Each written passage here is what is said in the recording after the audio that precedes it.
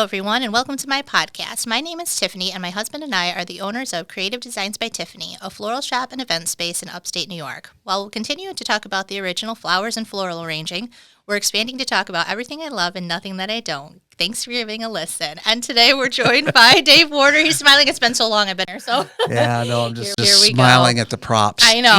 Well, I have a few props today because I wanted to talk about like what I've been doing for the past few months. So December we had, I think was the last podcast, but those were like special podcasts. So got through Christmas and Valentine's Day, the Super Bowl of floral arranging. It was so much fun.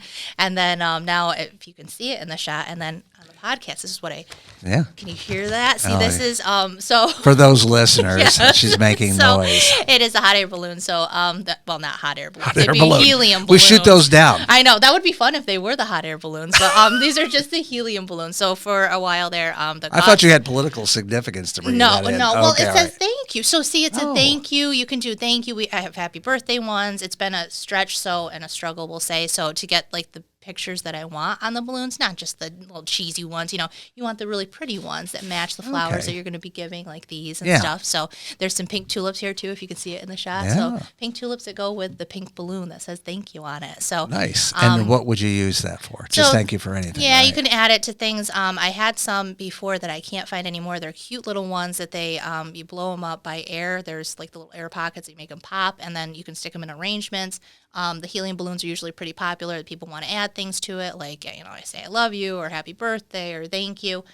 So those, the former owner had always done the helium through the roof during COVID and beyond. And so for me, you can go to the dollar store and get them for $1. So to be able to charge $5 or $6, I just didn't think that was very economical. Right. Helium finally came back down again, so it's at a price that I'm comfortable at selling them at. So we've got them in again. Oh. The risk, if you've been in my store, very, very high ceilings. So I look at them and I just watch. Up there. Yes, and I watch and I just make sure it doesn't go up and I don't lose any. Only lost a couple of them so far. Somebody said a BB gun is the way you get them down. Otherwise, they just hang out up there. I've had them too that last Valentine's Day I had one in there and this older fellow came in and he looked around and I said, can I help you with anything? He goes, I want that balloon right up there. I said, if you can get it, you can have it. It's free. A little bit, yes, exactly. If you can get up there and wrangle it down, go right ahead and it's yours. So it's a nice little added feature and stuff. And obviously, as we saw when I brought it in, not great in the cold, so now it's warming it deflated up very quickly. Yes, it did, and then see how it pops back up again. I saw that, yeah, it's pretty cool. So a little bit more of a warm weather thing, not so much, March, April. Not gonna. Well, if you getting a keep little it warmer. keep it outside, it's not going to do well. But bring it in the house, it'll be fine. Yeah, and the funny thing is I had them out for Valentine's Day, kind of to draw the eye. Those didn't go and deflate very quickly, but some of the ones inside did. So I really don't know how it works with this helium. So, and helium tanks too, like you could buy them at Walmart. Those seem to dissipate quite a bit sooner than the helium that we get from, not a distributor, but it's Brown Randall up there. So I don't understand how helium works. You would think it's just a chemical gas, but anyway, what do I know about science? Talk, buddy? Yes, it does. I haven't tried that yet. I have not tried that yet, so we'll see. But nice I'm not doing added. it. Yeah, exactly. So adding little by little back to some of the things, and I like to stick to what I like to do. And so now that I know these are the ones that I can get, and I found some nice balloons that I like to add to them, ones you wouldn't normally see. So that's kind of a little added feature with it too. So yeah, so here's your thank you for doing the podcast and things. So we haven't done this in quite a while, like I said. So these are your thank you notes and your thank you for tulips, and almost into March here. Very excited about tulips, that. how are they coming out? So tulips now, the local growers have been doing, I think throughout, they force the bulbs is what I'm hearing. Okay. So you can force bulbs in your, outside trailers, anything that has heat with it too. I'm not. You can fake them out and make them think it's spring, yes, exactly. And get them. I apologize. It went off, and it's my husband's because he's the only one that can get through. I told you I heard silenced a ding. it. I promised you I silenced it, and I didn't silence it apparently for him. But anyway, so hopefully he doesn't keep You can't texting. silence him. Yeah, I know. That's it. He's the do not disturb, gets through everything just in case it's emergencies. But anyway, so tulips, I guess you can force them and stuff. These are through the distributor. These are mostly from Holland right now that we're getting in. Freesia, do you know what freesia is? I should have brought some of that. That is one of my favorites. Very delicate little flower, has a very sweet scent to it. Can only get it, you can get it throughout the year, but this is its prime time. The best time. So, yes. And does that come from Holland too? That does come from Holland too. So Canada does grow some too. I think it's split between Canada and Holland, what they get these from, but that's the time of year now. This is my favorite time of year between now and beginning of Mother's Day. Distributor-wise, this is when you get my favorite flowers. So you have your tulips, peonies towards the end of May. The freesia is one of those things you can only really get this time of year. Forsythia, you know what forsythia is? Yes, I do. So those are branches that we get in now, and I just had some from last week that you put it in water, leave it out, and they start budding in the water. So it's not outside type of forsythia. You can still pop them inside. So like to me, when I see those, that means spring. yes, exactly. So that's basically once you get through Valentine's Day, now we're into spring. So now for the next few months, it's that promise of almost springtime, but not quite spring. So well, we're almost ready to spring forward on the clocks. I think it's March 11th. It right? is. I think so. And now the days are getting longer. It's 5:30, 6 o'clock. It's light outside. And then across, well, I think we're supposed to get a snow tomorrow. Yeah, that's snow what tonight. I'm hearing. So, you know, what do they say about March in like a lion, out In like like a lion, out something like a lamb. Yeah. So I think it's coming in like a lion. I think so too, and I hope it doesn't last. That's I'm over snow. Even though we had a very light winter. We had a light winter. We didn't have any snow. Yes. I mean, come on. Yes, we had a very, very light winter, so I guess we'll take it, but really getting into that now. So hopefully we can get to planting and a little bit warmer temperatures, no deflating helium balloons, and we're good to go. So anyway. Shovel out the flower beds out front, get the snow out of them. And that was the funny thing is those flower beds that we had planted last year, I left a few pieces in there that they're supposed to, you know, die back, and then they come back next year. So like the ivy, for example, and I kept going out there and it's not dying back. So I've asked a few of the growers and stuff, I said, is that good or bad that it's not really dying back yet? Because it has to die to come back, right? So I haven't really gotten a concrete answer yet, so we'll see in the spring how they do. Really? That's interesting. So, you know, I went out and some of the branches of the ivy underneath, not the top ones, those are, you know, pretty bad, we'll say. Underneath, they still look green, still could clip them, still could use them. I think they're confused. I mean, we really have had so much warm weather, but then, you know, you get those below zero temperatures, but they don't last long. Yes. And so it's a little scary to see that too, and you don't know. And like I said, this year it'll be kind of an adventure to see on those, what are the annuals and perennials? You remember that whole story? Which is which? Mm-hmm. The annuals are the opposite of what you think they are. Exactly. That's so what I remember. Right. So we will see if they come back. I didn't know there was going to be a quiz on this. I'm like, okay, I need to clear my head. It's a rolling podcast. You know, you go back to episode 2, 3, and then you can be reminded. This is episode 20, in case you didn't know. I didn't know. Wow, that's a lot. That's a lot of talking for me. Holy moly. No, it's okay. Seems like it. I have others that are in the hundreds now, so you know. Don't even say that. Don't say that to my husband either. I'll be like, no, we can't do 100 of them. But anyway, so the rolling podcast. Well, that'll get into my whole thing today. So a few reorienting now as we got into the new year and stuff. Dave's intrigued now as how we're going to go about this. So, you know. I have no idea what you're going to say. I know. So it's fun, though. It's like I'm like a little jumping beat. And you see what's going on, see what happens. So we, you know, this is my 5th year, I want to say. It might only be my 4th. I don't remember. I think it's my 4th year, 5th year of doing the business. And so we've talked about, you know, navigating, being a new business owner and kind of figuring out exactly what you want to do, why you want to do it, and figuring out for me, like what kind of flowers I want to sell. You know, if you're in a restaurant business, you would decide if you're doing Mexican or Italian, how you're going with that. So, but you usually stick to whatever you pick in the beginning. It's true. It's true. Well, that's the kind of. You don't change mid-course. Right. Well, that was kind of the wrench that kind of got thrown in with me was that I started out in one spot, a little bit smaller. Then we went to the events. Then, you know, so we kind of. But that gave you a chance to change your business. Exactly. Right there. So reorienting in that way for this year, I said, well, we had talked about like even doing micro weddings. So the micro weddings didn't really take off. So you have to figure out now, okay, so if those don't take off, what are you going to do next? And, you know, buying, selling, gone through it 3 and 4 years. Some of the stuff that I bought last year, not to say it was junky stuff, but it just didn't work. So now we're going to try something different, or am I just going to hold and say, not going to do that, I'm going to do this direction, or I want to try this year, or something like that. So it's a trap, because when you buy things that don't sell, exactly, you've already invested them, and you're like, what do I do? Exactly. And then, but the flip side of that is if you don't have new inventory, people who come in, they get bored with what you have because that's all they've ever seen. Correct.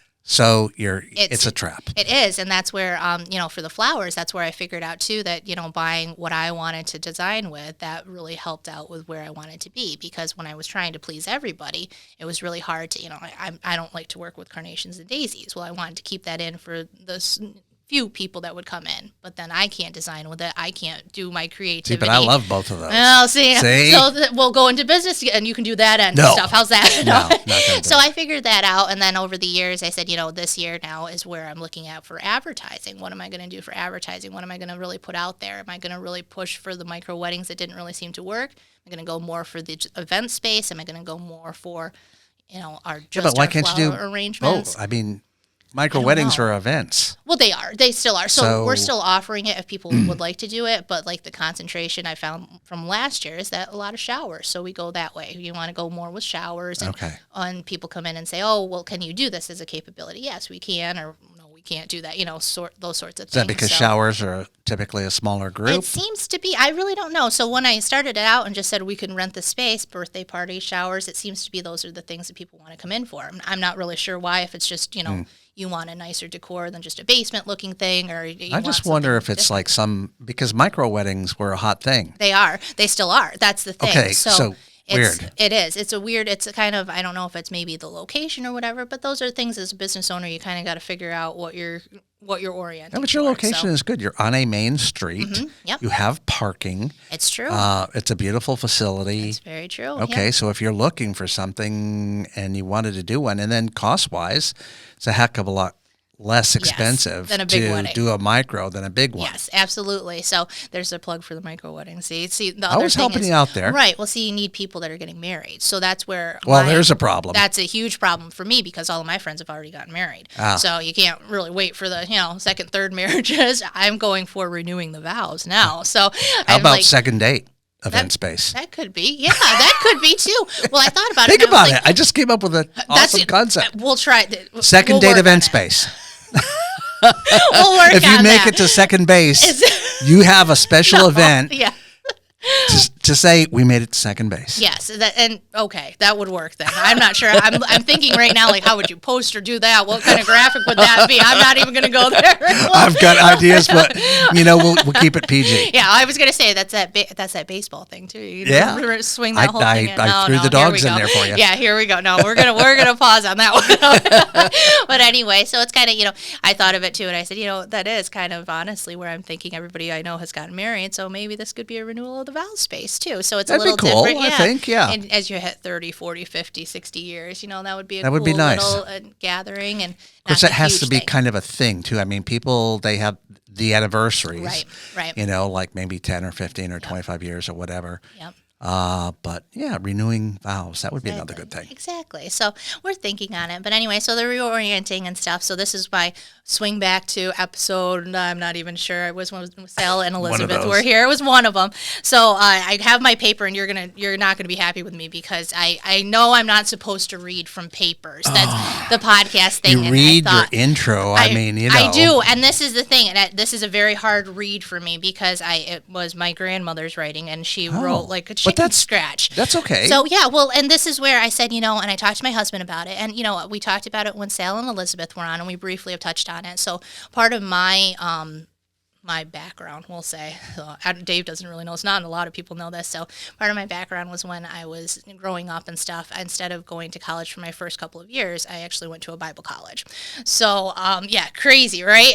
So I still have that background, and there's been a couple of movies that have come out recently that I'm kind of like, you've probably heard the Jesus Revolution, right? Mm-hmm. So I haven't and all the on-campus meetings that are happening right now. Exactly. Yep. So it's one of those things that it always has been something that I had to try and navigate for myself because as you go through life, not to be, I'm just going to say it. So sometimes Christianity and Christians can be pretty weird. So I'm saying that I went through it. Forgive me because I know a few friends that would be like, oh my gosh, I can't believe you'd say that. But it gets pretty weird. So navigating through it and saying like, okay, well, this is the reality of it. But at the same time, it's not like this totally, what are they weird doing? Thing. Yeah, what are they doing? White claws and like, what are you guys doing?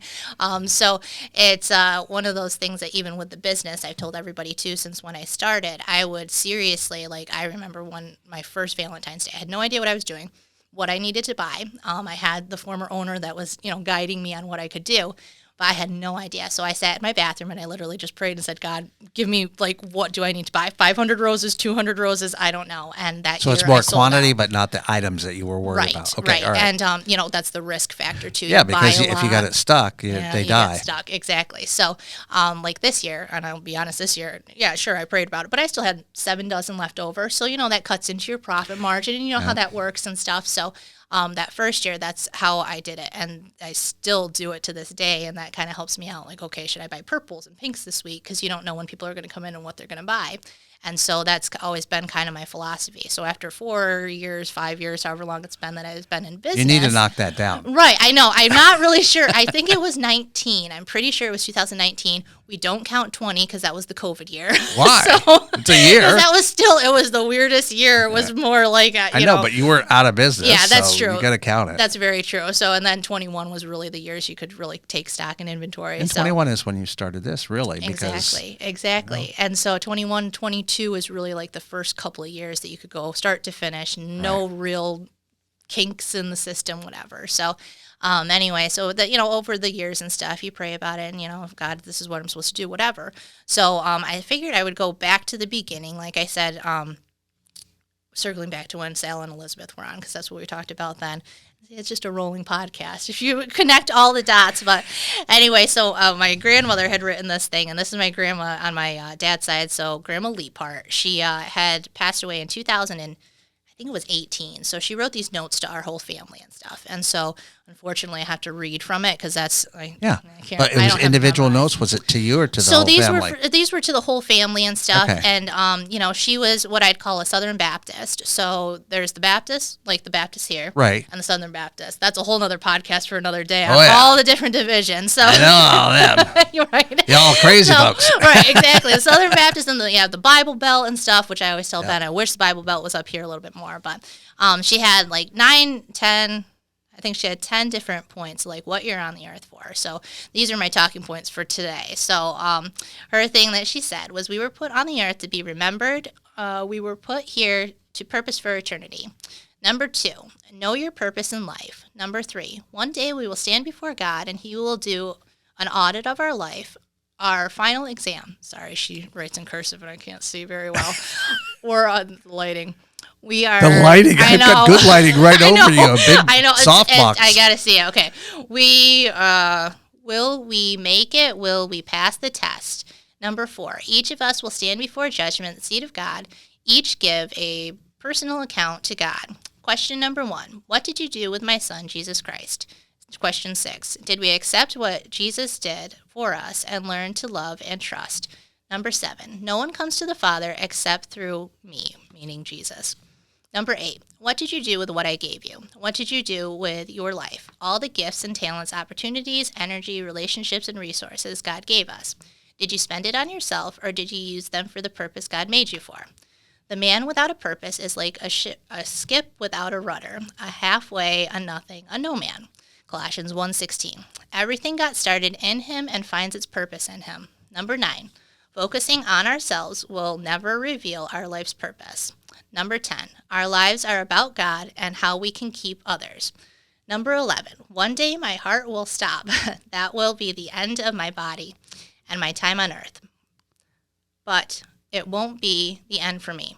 My earthly body was temporary residence for my spirit, and I will be with him in eternity with God.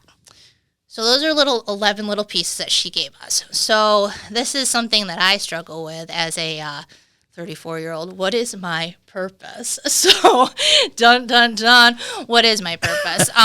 Dave, can you tell me what my purpose is? No. I was looking for the perfect music for that. I know. I didn't have anything. That works there too. Yeah, what's your purpose? So that it is, what is my purpose? And Ben my husband always jokes with me and says, "Oh, here we go. She's on her. Who am I? What am I? What am I doing here?" And, I know what your purpose is. What is it?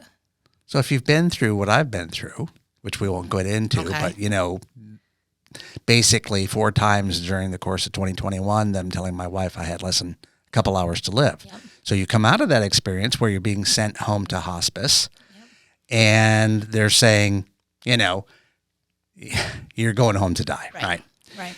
You come out of that miraculously, Things change, you come out of that, and you go, what's your purpose? Yep, it's true. And I think I've kind of figured it out that it's not some grand thing that you're trying to do. You're not trying to take over the world or win something big. It's one person at a time, impacting one person at a time. Very true. And you can change their course in life just by that small touch. Mm-hmm.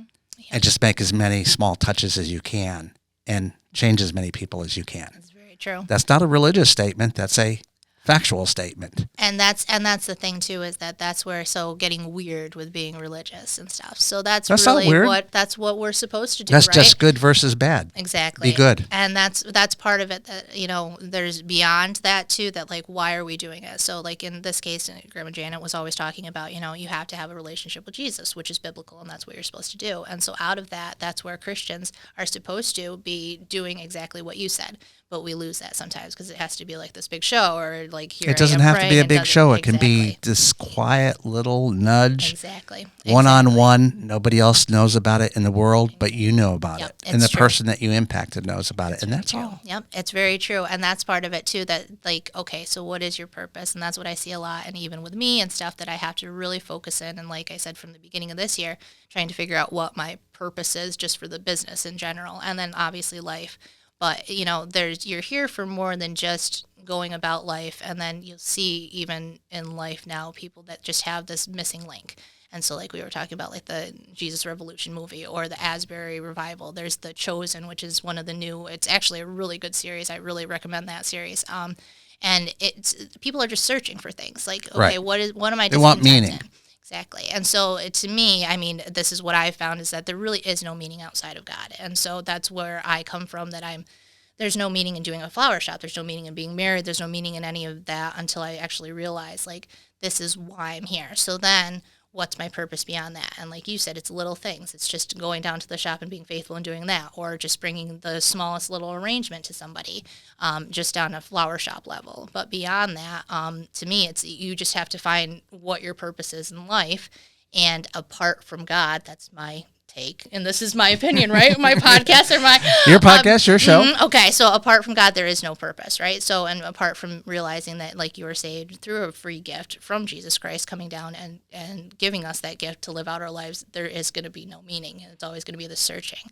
And, for me, and I am not perfect by any means. This is something that I've struggled with for 15, 20 years, that since I've gone to Bible school, come out of Bible school and realized, like, okay, this is the theory that you're trying to put into practice, but real life sometimes gets in the way. And, as everything you learn in school. Exactly. And we want to be in control of everything, and we want to see how things can work out for us. But sometimes at the end of the day, it doesn't happen that way. So for me, like I said, it's going back and figuring out every day that this is why I'm doing it. So then we forge on. And then in the times that we live in, unfortunately or fortunately, I guess, there's a certain desperation, I think, that sometimes it hits us. And, COVID for you was like knocked you down, and then probably you reoriented a little bit to kind of see, like, okay, this is why I'm here. I'm still here for a few years, 5 years, 10 years, 20 years, however long. Now I got to change kind of what I'm doing. 20 is a stretch. Well, we hope 20. We definitely hope 20. That'd be great. So, and that was even with you personally, when that happened, I was like, you're not done yet. It's not, and I know that you can just know that without having to be a Christian or anything. You can know that you're not done yet.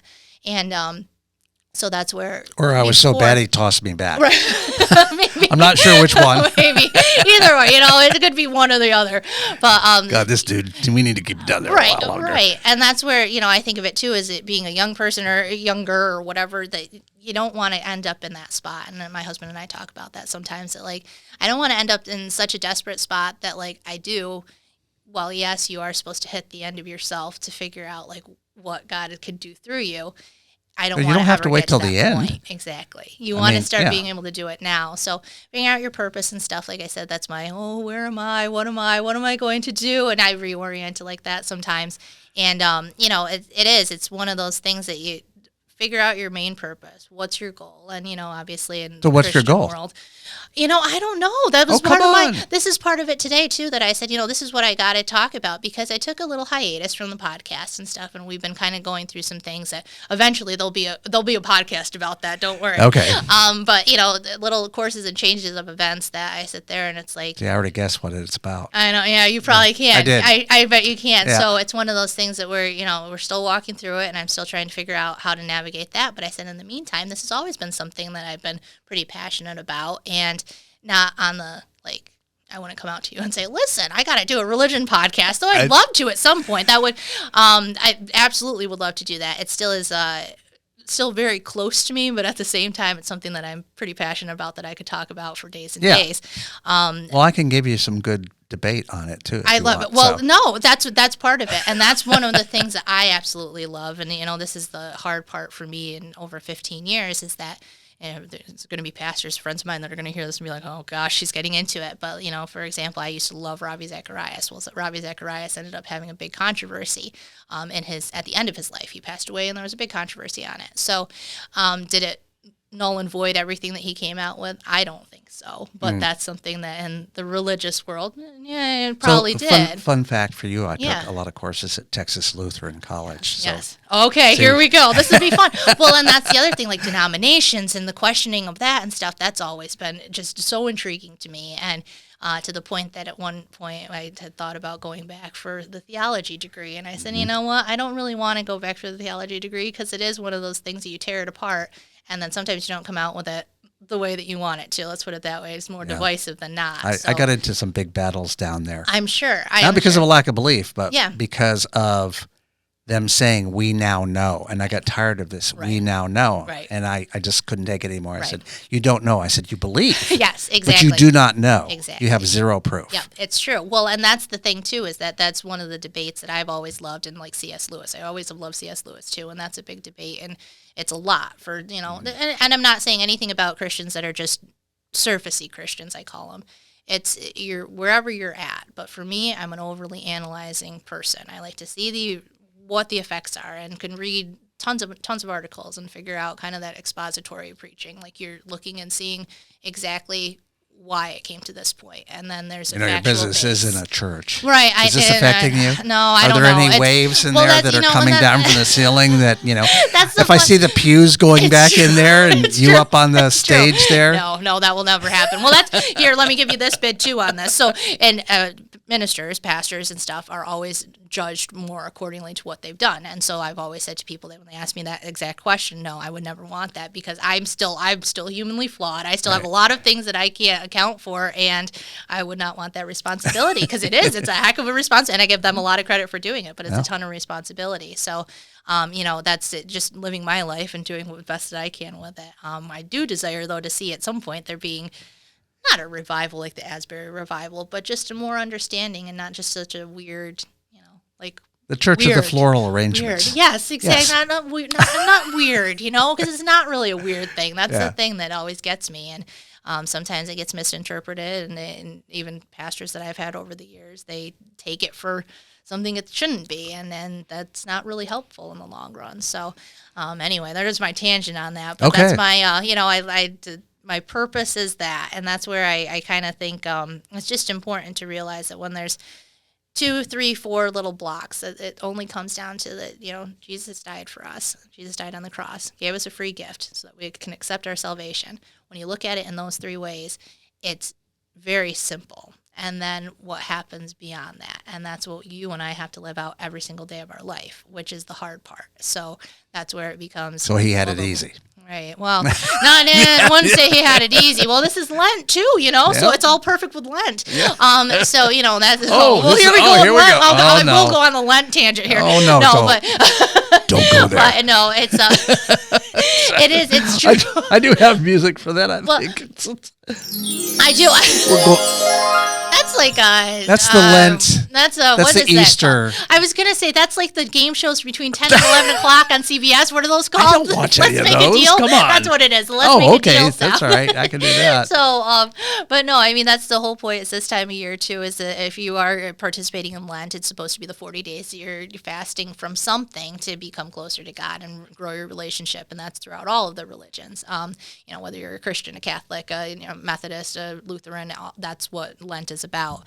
And the principle of it is great and stuff because that's what you're supposed to be doing. You're supposed to be getting closer to God, but it's the interpretation. That's where we So if I get cut on it. Cadbury eggs out, that's Part, as, I think so. okay. I used to do meat, and oh my gosh, when I would get done, when I would get done every Friday on Good Friday, I would go down to McDonald's and get a McChicken, and I would get so sick because it'd be 40 days of Your no body, meat. yeah. Yes, and I love meat. I love your the body steak be like, and what chicken. is Yes, this crap? exactly, and it was McDonald's. It wasn't a good See, but there filet. was your mistake. Yes, you know? So Texas Roadhouse or something where you get some real meat. Right, I mean, right, or just make it yourself. Piggy Pats or something. Yeah. Yeah. If you're gonna go big. Yeah, exactly. Right. Not the McDonald's patty, but the principle of it is every day we live it out, and then yet everybody has a different interpretation of it. So that's kind of the hard part that when you're navigating through it and trying to figure out what's right. And the best advice that I can give for me personally is that I seek it out and I try and figure out. That's my analytical part of it, and then you read about it and you find articles about it, and then don't always take what the articles say. That's another controversial in Christianity. Goodness gracious, don't take exactly what they say verbatim. You got to test it out, because they're flawed. Things can be flawed in movies and videos, whatever they say. You really got to strike it and see like what you can come up with. So there's a line. You can't cross it. And there goes my political thing, too. Lines on that, too. Let's not put the politics and religion in the I same know. podcast, Politics all right? and religion, and I'll be censored for life. But we'll keep it at that. But, I mean, that was one of the important things that I said, I really got to get that out there because as I talk about it, I have a platform that, 10 people listen to, which is fantastic. And it's something that I love when people come in. I have some of the pastors that come in from Dallarsville, and they'll talk to me about things and stuff. And I've got one at, the Baptist church. They don't believe that women should be in ministry. So I have one that comes in, and, he's puzzled me, too, because I always think of, like, not what the answer can be, but just what the banter is and go back and forth. And it's not you're right, I'm wrong, vice versa. It's like, okay, well, let's really dig in a little bit deeper. And that's one that stumped me for a little bit. It's been about 6 months that I still am going back and forth and going, I don't know. I don't believe it, but yet what's my backing, So what's his backing? All right, well, I think his is the 2 Timothy whole thing. The women shouldn't be in authority over man, whatever. Anyway, it's only because y'all gave us an apple. That's I think it's some residual anger over that. So a fun story about that one. My husband tells me this all the time, and I was like, listen, but when you really read the Bible, what happened? Eve ate the apple. The fall of man didn't happen. It didn't happen until Adam ate the apple. So technically, he had the choice for all of mankind, for the rest of mankind, to not let us take the fall. So, Eve ate it. Nothing really happened. Then she offered it. Then it went downhill. Yeah, so, but see, then he saw that, and he was like, if she can eat it, Exactly. So to different standards, too. Now, there is a whole other religion thing we can get into. No. So anyway, but I will wrap this up now because this is a lot for somebody to take if they're listening to it, I'm sure. Lord. So, but that was my little bit on it. And then, my purpose of what I'm actually doing here for the flower shop and reorienting and stuff. And that's basically the best thing that I can give is that I just bounce it all off of him and hopefully hope for the best. So hopefully it's blessed and we're still here. So hope for the best, plan for the worst. Exactly. So that's it. Or what was one thing? You plan like it all depends on you, and then you pray like it all depends on God. That's more my MO. Oh, that's a good one. That's my that's in life. That's always been my, my MO. So anyway, well, I hope you enjoyed today's podcast, and you can connect with us on Facebook and Instagram, and we will talk to you next time.